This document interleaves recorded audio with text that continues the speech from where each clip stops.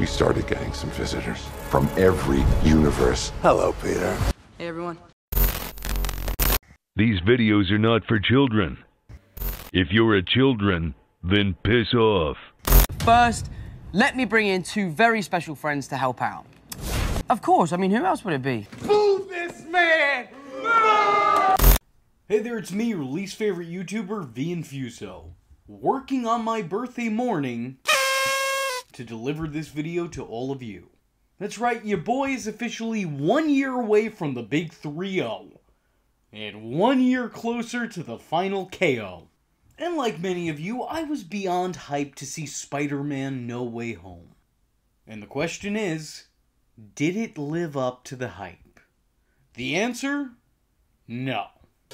Those words, is it possible to use them in a sentence together like that? Look, let's be real, there's obviously an overwhelming amount of positive praise that people have for this film. But because there's so many good things being said about it, I think I'm going to start my video off talking about some of the issues that I have in it. Let me start off by saying I can honestly say that there is absolutely nothing in this movie that I hate. But there are things here and there that I either dislike or just personally would have done differently. For one, I'm not gonna lie, I am just a little bit disappointed that Gobby didn't get to keep his mask on for a longer period of time. Look, don't get me wrong, I think they did a great job at how they managed to tie in a makeover into the plot. But I don't know, Goggles Goblin is only so cool. Personally, I miss the Power Rangers look. Speaking of makeovers, Jamie Foxx. I mean, talk about new. That is one hell of a come-up. They completely made the character over, which I think he was due for. But there's literally no rhyme or reason as to why it happens in the story. He just all of a sudden has more hair and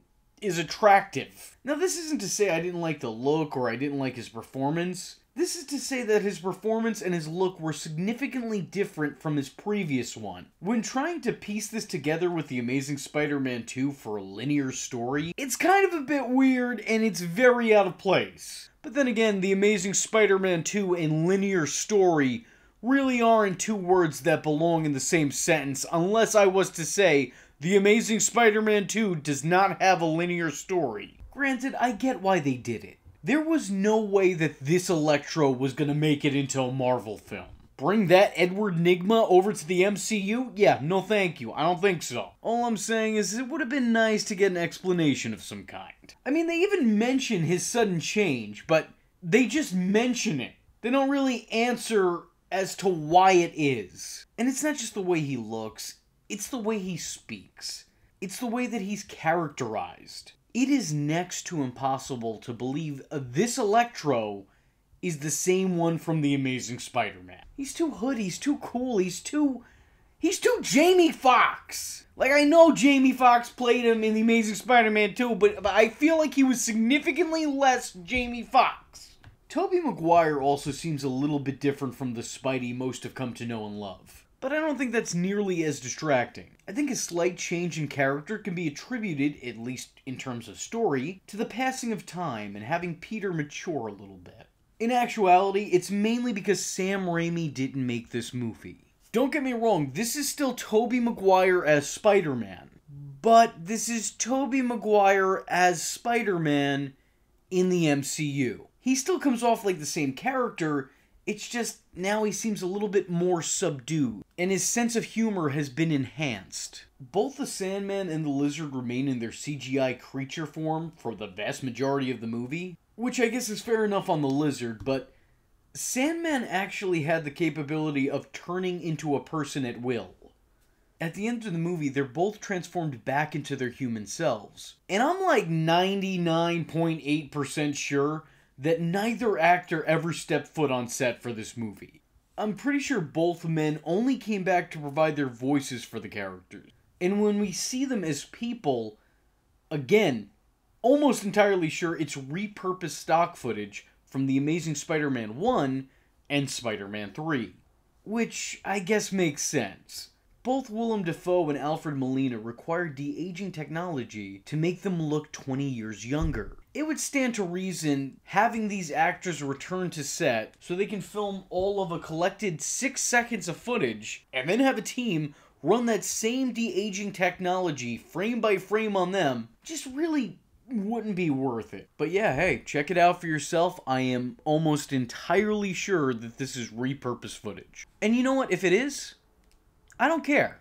It was well done, it was well placed, and I think I only noticed it because I've watched these movies a million times in the last month. I mean, seriously, for this channel, my life has been Spider-Man, and that's it. I said that there was nothing in this movie I hated, but I think the closest I got to really hating something was the mid-credit scene. It really irks me. And I'm not alone in this. My entire movie theater let out a collective sigh after it happened. The fact that they brought Venom from the Sony Spider-Verse to the MCU just to leave behind a piece of symbiote seems like a complete waste of the Venom character and a slap in the face to Sony and Tom Hardy. Granted, I do think it was a creative way to introduce that story to the MCU, but the fact that we're not seeing Tom Hardy's Venom stand toe-to-toe with Tom Holland's Spider-Man is just really letting the air out of the hype balloon for me. I think it was a mistake. I mean, just think of it. Coming off the heels of a Spider-Verse movie, you set up a Venom versus Spider-Man movie? What a way to keep that hype coming. Following one huge crossover event with another huge crossover event. I don't know, I just think that Marvel may think a little bit too little of the Sonyverse. I'm not saying that the Venom movies are a masterpiece, but I am saying for Venom movies made without ever acknowledging the existence of a Spider-Man, they are as good as they are able to be. Just my opinion. And even if you don't like those movies, and I understand if you don't, maybe they have some problems, you can't deny that Tom Hardy is on point with both sides of that role. I was really excited to see this character come to the MCU, and now that's been taken away from me. I feel lied to. I feel lied to, Marvel. And it's not the first time. Like when you make all these trailers and they throw in quotes that aren't in the movie, or scenes that aren't in the movie, or maybe you introduce a plot that isn't in the movie and I look past it, I'm not doing it anymore. Now I'm going to call you out on your shit. You've upset me. I'm also not crazy about the fact that they're able to seamlessly find and create a cure for 5 separate villains with 5 separate ailments with ease. They're like, oh, hey, I want to create a cure for this guy. Oh, that's crazy. I think I got a cure for this guy. I also have the... Guys, I understand there's a whole lot of IQ points in the room. You guys are a bunch of smarty pantses. I get it. However, I think it was a little bit rushed. It was a little bit goofy, but I do appreciate the sentiment. Spider-Man wants to do what's right by everybody, no matter what. And despite his super strength, he chooses to heal instead of hurt. As opposed to punching his problems away, he looks for solutions. And for that, I kinda love it. You know, that is until the end of the movie where he does literally try to punch away his problems. Aunt May's death feels slightly rushed as well. It feels rushed, but it also felt like it was moving at a snail's pace. Like, it feels like it's going too fast in terms of how it happened, but it also seemed like it took forever for her to actually die. She got stabbed, survived an explosion, she stood up, helped Spidey up, gave a speech, says with great power comes great responsibility, and then, and only then, does she collapse and die. It was still unbelievably shocking and sad, and it definitely got the desired reaction from the audience, at least the audience I was in, but like, you know, you could have died so much earlier that you probably should have. But let me tell you who the real star of the show is here, though. I'll give you a hint. If his last name is any indication, then this man loves lasagna and hates Mondays. Andrew Garfield really nails it here. 7 years have passed since the last Amazing Spider-Man movie, but Andy hasn't missed a beat. He's every bit as good now as he was back then, maybe even better. He toes the line of comedy and tragedy perfectly. I really love that this movie went out of its way to redeem, to save a life in a way he previously failed to. I also like that despite the fact that Emma Stone was not involved in this movie, Gwen Stacy's presence is all over Andrew's performance. He makes a couple references to her, sometimes directly in name, other times not, but he also seems like he's always on the verge of having a complete mental breakdown. That scene where he catches MJ, and then he looks at her teary-eyed for a minute before he lets her down? Come on, that's some heart-wrenching shit. There are now allegedly talks of Andrew Garfield returning to the role in the Sony Spider-Verse, being the Spider-Man in the world of Venom, Morbius, and Kraven. Possibly also including the Amazing Spider-Man 2 in that arc, but who knows, maybe not. And honestly, I'm for it. I am 100% for it. For years, Andrew has been called the worst Spider-Man, and I think that is so off the mark, it's not even funny. He has always been my personal favorite Spider-Man. And I think we're at a point now where we can acknowledge that he does a pretty good job. Even if you weren't a fan of the Amazing Spider-Man movies, how could you not be a fan of Andrew Garfield as Peter Parker? The guy gives it his all. And I always felt that when I saw him as the character, not only did I believe him as the character, but I felt like he had a certain passion for the character. Which is not something you always get from people stepping into superhero roles. As a matter of fact, there are some people who do these movies that absolutely detest the concept of these movies. But you know, money talks. And it's got a lot to say, apparently. I also think we're at a point where the world can handle 2 Spider-Men. Which shouldn't be a hot take considering we just got 3 in one movie. We're at a point where people understand the concept of a multiverse. I mean, look at how many active Batman there are now. Ben Affleck's coming back as Batman, Robert Pattinson is Batman, Michael Keaton's gonna be Batman again. We're just past the point of people getting confused. I love the Daredevil cameo. It is just the right amount of incorporating the character into these events. He shows up basically to tell us that he's there and he's canon. He fulfills his role in the plot and then he disappears back into Disney+. I dig it. It was a nice way of incorporating the older shows into the main story without it distracting from what's going on in that story. One scene and he's out, and that's all he needed. A lot of people seem to be annoyed that this wasn't a Sinister Six movie, when it was so very close to being one, being off only by one. But I don't think these people got the memo that the movie used one villain from each movie. The Green Goblin's from Spider-Man 1, Doc Ock from Spider-Man 2, Sandman was in Spider-Man 3, the Lizard in The Amazing Spider-Man, and Electro the Amazing Spider-Man 2. Watching the villains interact was amazing. No pun intended. Seeing these characters either acknowledge each other and relationships that we haven't seen put to screen, or slightly getting to know each other, it was great. I think this movie really also humanized them as well. Not to say that their movies didn't, I think that they did to a degree. But here we definitely get more of a feel that these villains aren't necessarily villains in the traditional sense. These are people who have suffered very unfortunate scientific tragedies, each and every one of them. And before they suffered their origin stories, they were all good people who were trying their best. I think all of the villains had a part to play. They all played their parts very well. It's hard to say anything different about these guys because they only got so much screen time, and we already know all of these characters, so I feel like anything I say about them for the most part now is already something that I'm going to say in an upcoming video anyway. So those were the villains. I also kind of like that there wasn't some big evil villain plan.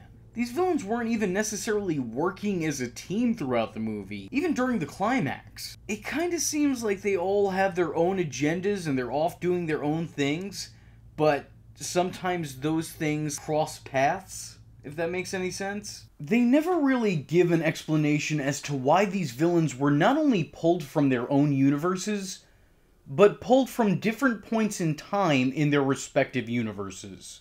Ock from right before he sacrificed himself at the end of the second Spider-Man? Goblin from right before he died at the end of the first Spider-Man? Electro from right before he died at the end of Amazing Spider-Man 2? It's never explained. Again, this is something that they make mention of, but don't really give any real answer to. So I guess wibbly wobbly, timey-wimey bullshit, or whatever. I don't know, I don't watch that show. People don't understand time. It's not what you think it is. People assume that time is a strict progression of cause to effect. It's more like a big ball of wibbly-wobbly, timey-wimey stuff. I think this trilogy does something most superhero trilogies don't do. Most three-piece hero movies are just separate stories from each other with the same cast. But I feel like this one, when put beside Homecoming and Far From Home, fully completes an arc. It completes Peter's transformation from boy to man. To Spider-Man. The way this movie ends, it sets up Peter to be the iconic Spider-Man that we all know and love. The first two movies, this kid is kind of a little bit of a wannabe. I'm not saying anything bad about Tom Holland's performance, but the character isn't where we know the character to be. He's just an overly enthusiastic kid who's desperate to become an Avenger, for name recognition. He thinks it'd be cool to get that kind of public validation. But by the end of this movie, he realizes that's not why he does what he does. He's not worried about how he looks to others or what the public thinks of him or being cool. He's focused solely on helping the helpless, even if that comes at the expense of himself. He's no longer doing what's right for him, he's just doing what's right. I think these movies show some serious growth in this character. I have no doubt in my mind that the next set of films will show the character's further evolution into the Spider-Man role. And I'm excited to see what comes next. I like that each one of these Spider-Men really got their own time to shine in this movie. Each one had just enough screen time to give you a good concept of a compare and contrast. We get to see how all of them are alike, but more importantly, we get to see what makes each one of them unique and different. No Peter Parker is exactly like the one that came before it. And I think in this movie, if they hadn't already, which I kind of think they did, but especially in this movie, I think that it was proved how valid each one of these adaptations and each one of their portrayals of the character is.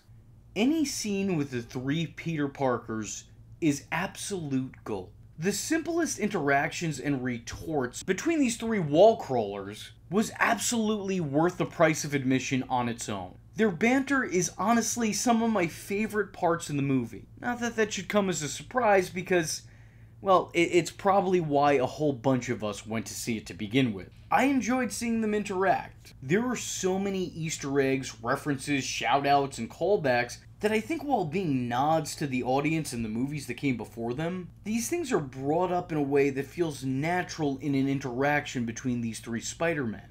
The ending of this movie is completely heartbreaking, but I think it's the perfect representation of Spider-Man itself. This selfless act is the very essence of what makes Spider-Man Spider-Man. You know, let us not forget that this is the guy who gave up his marriage to some devil demon also he could save his already dying Aunt May. I said let us not forget, but a lot of us really want to. That wasn't a particularly well-liked storyline, but nevertheless, my point stands that Spider-Man is selfless. You know, very often is the whole superhero genre compared to the days of the Western. You constantly hear it talked about as if it's some new fad that the movie industry has that just isn't sustainable. There are some people out there who will have you think that this whole superhero comic book movie thing needs to be taken back to formula. Back to formula. But guys, trust me. It'll stabilize! It's under control! Even though we're well past a decade since the Marvel Cinematic Universe first began. Though I have to admit, eventually everything does fade. But Spider-Man No Way Home has proved to me that these movies aren't dying out. They're evolving. 14 years of the MCU and we've barely even tapped the vastness of superhero movie potential. So no, Spider-Man No Way Home didn't stand up to my expectations. It far exceeded them. I didn't like No Way Home. I loved it. You can say that it's more of an event than it is a film, but I think even more than that, it's a love letter to the movies that came before it. And it's a complete celebration of the Spider-Man character. And that's why I love it so much. Look, I'm not going to sit here and act like it was the most brilliant in terms of storytelling. But I'm also not going to act like it was the worst in terms of storytelling. For me, this is my favorite Spider-Man movie. And yeah, sure, nostalgia plays a big part in that, I'm sure, but the fact that they managed to bring so much together for this one movie and make it seem like 20 years worth of Spider-Man films were all intentional stepping stones to this final destination. I mean, it makes me appreciate and love this movie and all of the movies that came before it even more. I think that's something really special when a brand new movie could make you re-examine and appreciate previous movies in its lineup more than you already have. That's something special. That's something amazing. That's something spectacular. Look, these are my takes after seeing the movie all of one time in movie theaters. So I know when I have the ability to rewind, fast forward, and pause this movie, as well as add footage from the actual movie into the video I'm making, that I will be re-reviewing this in the future. And I intend on providing a much more in-depth analysis. And before I go, let me be entirely real with you here. Spider-Man is one of my all-time favorite heroes. He is my favorite Marvel character. But very often up until now, he's gone mostly overshadowed on this channel by a certain Dark Knight. Not that that guy's going anywhere, trust me. If you've seen my house, you would understand. That guy's staying with me for life. My point being, if you guys like the Spidey content on this channel, then let me know in the comment section by saying, does whatever a Spider-Man fan can. This way I know that these videos aren't falling on blind eyes and deaf ears. With all that being said, I was your least favorite YouTuber, Infuso, and I thank you for watching. Oh, and I almost forgot, before I go, I want to give a quick shout out to Benny Dude, who correctly guessed that I would be playing both Harry Osborn and J. Jonah Jameson. Also, as it turns out, I'll be playing the Shocker as well. And whoever can make the best dirty joke out of that gets a shout out in my next video. Now, with all that being said, I was your least favorite YouTuber, Infuso, and I thank you for watching. Hope to see you in the next one. I am vengeance. I am the night, and that was Infuso. Just remember, if you're not tuning in, then you're missing out. So, if you like the words that came out of his mouth hole, and you too would like to become a V-generate, don't forget to like and subscribe. Thanks for watching, nerds! And if you're not joining the fun, you're in for one bad day. And you know what they say about having one bad day?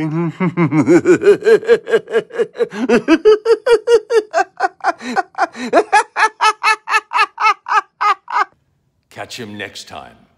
Same bad time. Same bad channel.